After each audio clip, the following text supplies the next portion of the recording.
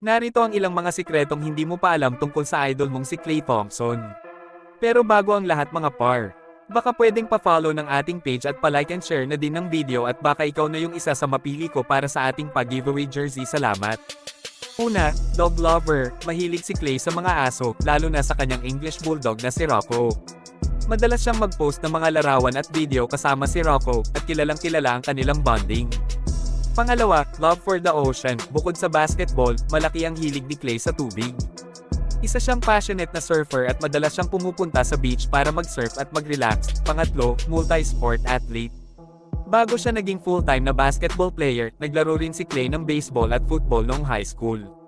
Natural siyang atleta at madaming sports ang kanyang kinahiligan. Pang-apat, classical music fan, mahilig si Klay sa classical music, at minsan niyang ibinahagi na nakakatulong ito para makapag-relax siya bago ang mga laro. Pang-lima, low-key personality, hindi mahilig si Klay sa spotlight.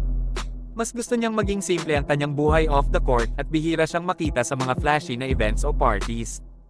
Pang-anim, art enthusiast, may appreciation si Klay sa art. Mahilig siyang magkolekta ng art pieces at minsang ibinahagi na gusto niyang magpatuloy sa pagkolekta habang siya'y tumatanda. Pang-pito, comic book reader, mahilig din si Klay sa comic books.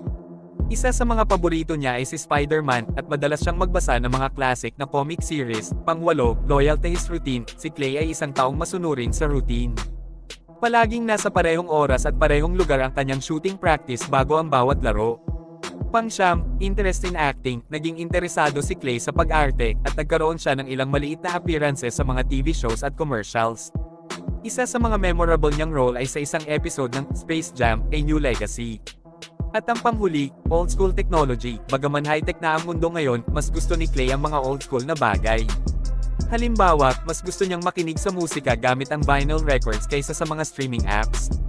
Huwag kalimutan mag-like, follow at mag-share para sa jersey mga par. Yun lang, Batsy na.